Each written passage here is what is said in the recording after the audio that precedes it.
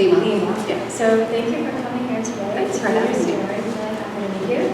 And we're going to have you read the story, and then we'll go into the critique. Okay. Okay, thanks. Oh, and I'll read the summary. Yes. And the summary. So this is a young adult. I didn't know if you had a working title. Expectations. Okay. And closeted high school junior double dates to prom with his sister's best girlfriend's girlfriend, said best friend, and his secret crush. Chaos ensues. Okay. Chapter 1. 4 more shots and I'd crushed my record. I mopped my forehead with my t-shirt. My brows did nothing to keep the sweat from trickling into my eyes as I squinted at the soccer balls lined up in front of me, my chest heaving. If I made these, maybe my life would get back into shape. I lined up the first shot and let loose. Mother, bam. Loving, bam. Junior, bam. Each soccer ball slammed into the center of my plywood target, bouncing the board against the dilapidated shed. Except the last one, my fourth and final effort, prom, careened to the right and shot away into the yard. Damn it. Life was still off the rails. Prom loomed. I threw myself onto the grass and screamed incoherently at the sky. Control yourself, Jackson, said a voice above my head. The neighbors will think you're being tortured. Screw off, Katie. My goth-clad sister plopped down next to me. Twin sister. Fraternal, obviously, me being a guy and all. Hard to see the resemblance now that she dyed her hair jet black and wore more eyeliner than a Kardashian. Language, she said, handing me a water bottle. What did that poor wooden goal do to you? That last shot, sis, I said, mopping my face with my t-shirt. I'd have broken my record. Big deal. Katie ripped one of the many dandelions from our lawn. So you can only hit a 4x8 piece of wood 24 times in a row from 50 feet, and it's half as tall and only a third as wide as a regulation goal, which you're generally standing in. You're the goalie, remember? She popped the yellow flower off its staff, aiming it at my head. The goalie, I remind you, must kick to his forward line with pinpoint accuracy. I batted the plant away with a bottle and kicked at Katie's black tutu. Yes, my sister wore tutus. Some kind of retro black swan thing. She swiped at my leg. So it's really eating you. Nothing. I pressed the palms of my hands into my eyes, willing her to stop talking.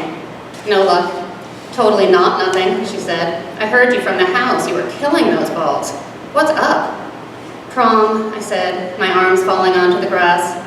This was a conversation I did not want to have again. We both knew how it would end. Clenching and unclenching her gloved hands, she started in anyway. You know, this would be so much easier. Katie did, I said, struggling into a sitting position.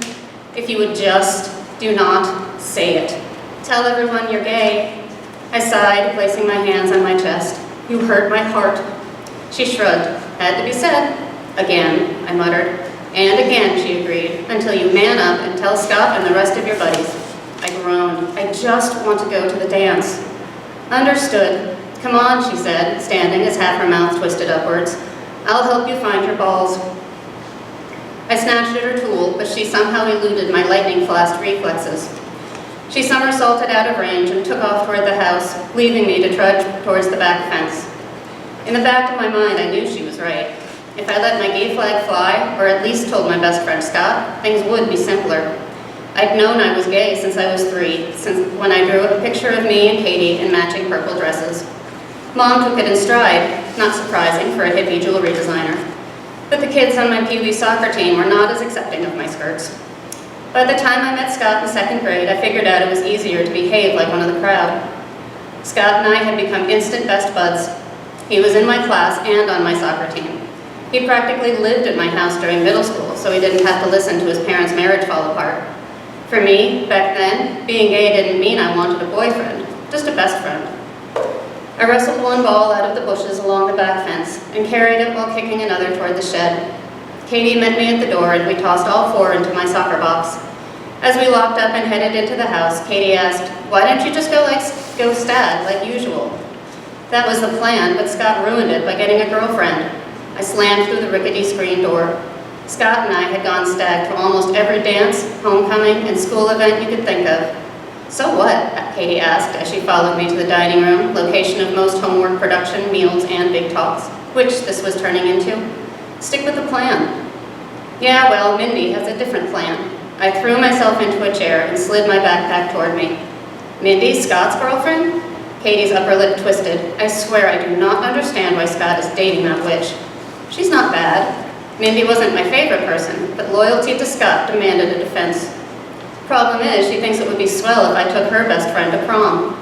Katie slapped a hand over her mouth. Sarah Thromble? Exactly. I shall not spend my prom with Satan's daughter. Agreed. Katie pulled a pen and an agenda book out of her pack. We can't have that. Nope, but if I go stag, Sarah will be mad at Mindy, Mindy will be mad at Scott, and... got it. So find a date. Katie started doodling on her agenda cover. So not into girls like that. Pretty much the definition of gay. What I would like is to go to the dance, hang in the crazy-ass penthouse suite Hulk's dad is getting him, and crash at the hotel. Hulk was the oldest child of the richest man in town. That same man thought the sun shone out of Brandon's ass. When his golden boy asked, he'd ponied up enough dough to pay for the penthouse suite so his favorite son could have an after-prom blowout. That plan is officially toast, I said. Scott and I got a room to share, now he wants it for him and Mindy. And you won't give it to him? Of course I will. I mean, I did. Actually, he paid for it. But that leaves me no place to crash. I turned out my pockets and leaned my chair back on two legs. Me got's no money for me own room. Stop talking like a muppet, Katie said. Crash in Hulk's penthouse. And listen to him with his girlfriend? Watch everyone making out on the couch while I'm trying to sleep? No. And gross. Not gross. I know for a fact you made out with Sarah Patel 6 months ago. I nodded solemnly. Indeed I did. It's not that I hadn't made out with other girls either. I had, in fact, gotten some pretty good feedback. My mother, bless her feminist heart, sat me and Katie down when we were 11 and not only told us about the birds and bees, but gave us detailed anatomical descriptions of what organs went where and which areas should be caressed for maximum effect. There had been charts and a whiteboard. Don't make me say more. I'm sick of faking, I said. It's not fun. Plus, if I go stag, Mindy will be after me all night, asking what's wrong with Sarah. I'm liable to tell her. That would be unwise, although you could avoid that if you went with a friend. You can't get a hotel room with a friend. You can too. I tried another tack. All my girlfriends already have dates. All of them? All of the fun ones. I checked. I was even considering your friend Kelly, but I heard she's already going. I could have told you that. Kelly's going with Lee Constance. What? My chair crashed to the floor. They've been dating for ages, didn't you know? Katie raised an eyebrow. And what's it to you anyway? Doesn't matter to me. I bent and rubbed my ankle. But they're a weird couple, no? Theater boy and cheerleader? They're both on the gymnastics squad, Dumbo. Right, I knew that. I'd been to every one of Katie's meets, and she'd been to most of my soccer games. Mom had an art gallery in town and worked there most afternoons, so the two of us were each other's primary cheerleaders. Plus, we shared a car, so hanging around while the gymnastics team practiced wasn't unusual for me. Never mind that Scott offered me a lift home nearly every day. Fact is, I liked watching them practice. Some gymnasts more than others. Lee more than the rest, combined. I'm glad you read it because I like hearing all the inflection. Yeah, it was good. It was good. So I wanted to talk to you about the story. When I started reading, I think the dialogue's good, and I like the back and forth. And you also do a really good job with in between when you have all these physical tags, such as not only just talking, but handing me a water bottle, or picking up the top of a dandelion and throwing it, or leaning over to scratch an ankle. A lot of people don't do the in-between so that you can picture what's happening while they're talking, and you're really good at that. Just talking minutes. Right, right, which it happens a lot. So you do a really good job of that. And I also really like the premise of the story. And when I started off critiquing this, I was doing more, I just had a couple of comments, and I was thinking about, I was just going with you, starting the story off here.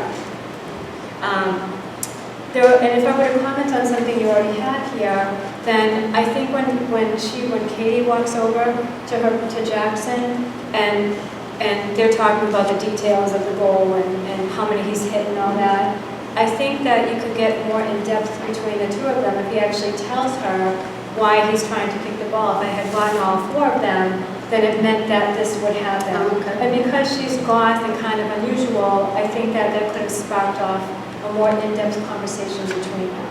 Okay. So that was how I started off. When I got to the section where they started talking about prom, within half a page, there must have been like, I'd say 6 names, but it felt like 30. There were so many names that I felt like I needed a chart. And so then it made me think, I wonder if this would be better off starting at a different place, maybe at the prom or when maybe all the kids are meeting at the limo, because that way you're not just telling us he's gay and he's uncomfortable. We're going to start seeing it through how he acts. So, I don't know, I mean, it's your story. This was, you read someone else's story and just think of one thing. But let's say they're all meeting at the limos and you don't even know he's gay yet. But you know by actions or how he thinks or how he reacts, then you start to find out he's uncomfortable based on the scene that he's already in.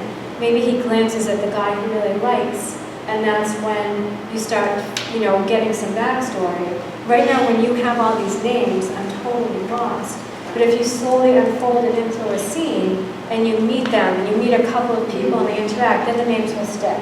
And then you meet the next couple and there's more interaction. Not only the name sticking, but now you're getting more feel for who he is, and then you figure out he's gay, and then, it's not just all at the very beginning that you find all this out. Okay. So that was just all about it.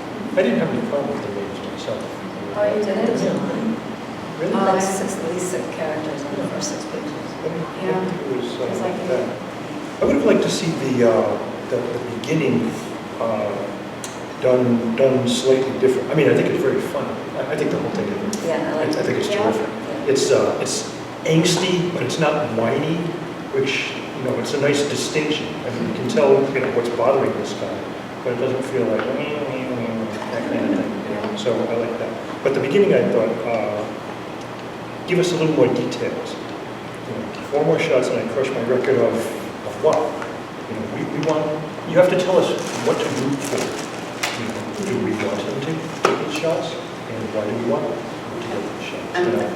I'm kind of smiling because my critique group, I had something like that, and my Take it critique out. group's like, too long, get to the point. Well, I don't know. I totally get what he's doing. I mean, it's like an omen. If I can do this, then it's an omen. It's all going to work. Right. But without that, I mean, I could work out what it was, but I don't know. I thought the setup could be better. Okay. I really like Katie. Okay, and I hope there's more of her. I hope she has a life also. Yes. Because, I mean, she's the same age as her brother. Presumably she's going to the junior prom too, but we hear nothing about that. So I hope we do. It comes up later. She's awesome. Yeah. Yeah, I thought she was great. I wanted more twin or sibling empathy. Maybe you're saying, but I'm glad. I didn't know she's going to prom anymore. Oh, no. She cares for that thing. Okay. I'd like to know how Jackson dresses every day, and then how he'll dress for prom. If he'll go traditional, if he'll go outlandish. I know he's not goth, you've mentioned that, but we don't know what he is. Okay. And I liked learning about the object of his affection, but it wasn't until page 6. And perhaps we can learn sooner about Louis somehow. I don't want you to dive in, give it to a second sentence, but somewhere. And while we're talking about family relations, we know about mom. Mom's very understanding, accepting, very artistic. What's dad like? Do the kids have dad's physical traits? Do they have dad's personality? Are they very different from dad? It would be really nice to know. That kind of comes, and then it's, I can't remember if it's in the rest of chapter 1 or chapter 2. They talk about the father and why he's not there. And Excellent. Okay. And Because it I'd like to looks know how like he what? influences them and how they react to him. Thank you. Okay. I thought that about the empathy the first time I read it, and I wanted her to have more empathy, and then I read it again, I changed my mind. Oh.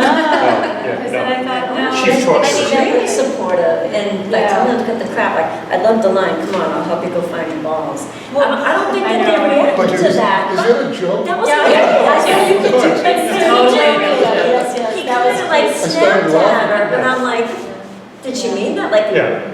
I don't know, like The that. double entendre. It was hilarious. Yeah, I didn't catch the empathy as much the first time, but when I reread it, I totally saw it. So I guess in my head that's kind of how they show. They're not a very huggy-feely, No, I thought And that's good. fine. Yeah. And so the whole family, they're all pretty tight, but they don't Oh, I really felt show that. it. Yeah, that they love each other. She was obviously very Yes, supportive and right. wanted to help him. and That's right. I enjoyed her a lot. I liked him too.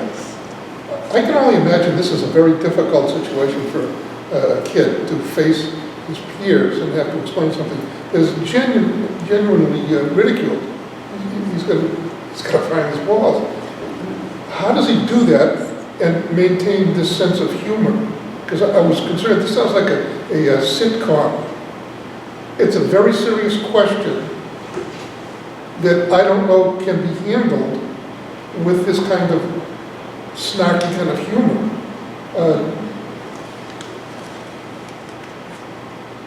I'm having a hard time deciding whether this is a silly treatment of a difficult situation, or you're going to change that. When does it come out? And is that going to be funny? Because that would really change the direction of the tone of the story. It's hard to tell at this point if that is going to be the result. I mean, I could see it going both ways. I could see, you making some kind of This sounds announcement sitcom. to somebody, but not necessarily. I mean, it could go through the entire story and that doesn't come up. And he never comes out. It's possible. Oh, yeah. But I think that's how, at least in my head, how he handles the situation that he's in right now, because, and this is described more longer, but, or later, soccer is extremely important to him. And I think especially nowadays there is more acceptance in many high school situations of being gay, but you hear a lot of like stories in athletic groups where if you are gay, you are That's done. it. And so He's fearful of that. this is the way, like his humor is like the way that he deals with the fact that he can't talk about being gay, right? So he's sort of taken up class clown, but then he's put in this situation where he ends up going to prom with this guy he really likes.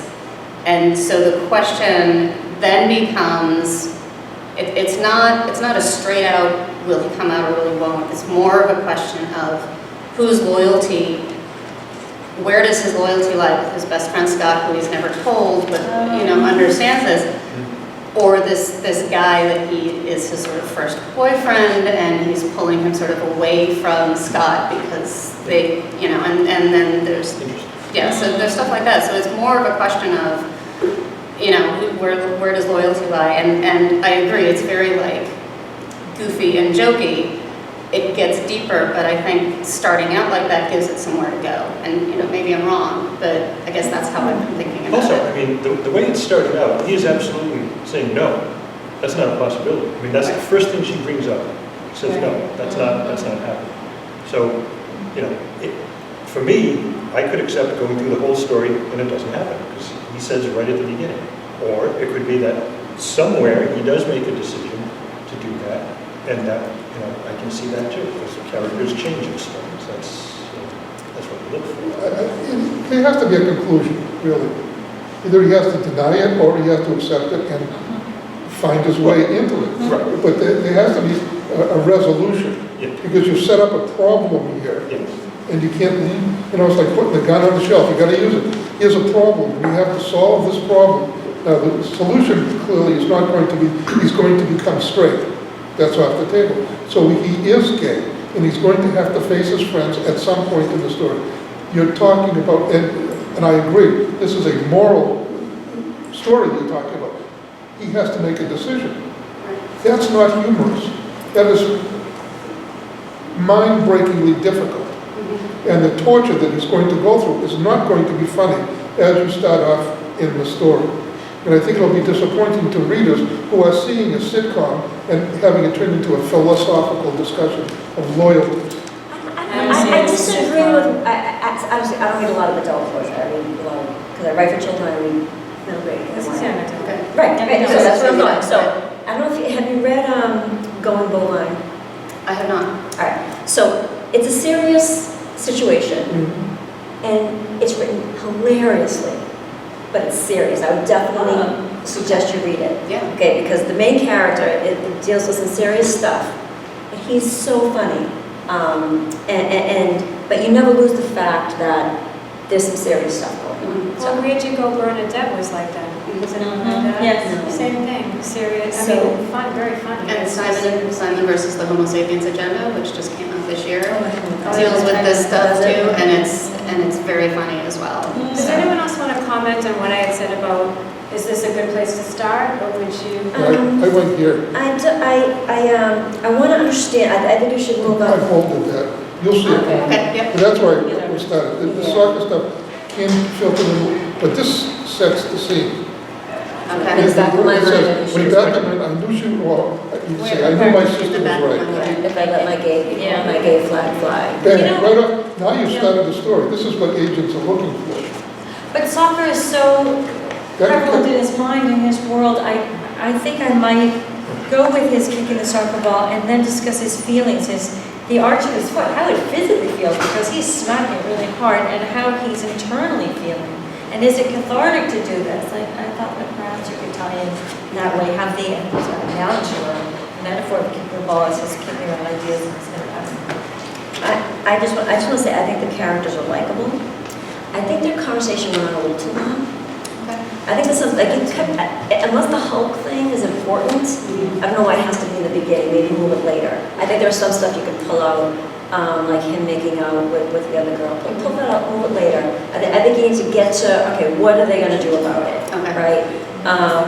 Because it's like 6 pages and we still haven't figured out what they're going to do. And it felt like, some of it felt like an info dump, Okay. a little bit. But that being said, I still would have kept reading. And I would root for Jackson. Oh, absolutely. I like him, he's likable, I want him to be happy. I would have kept reading, but I was kind of like, all right, let's get on with the conversation and let's figure out what they're gonna do.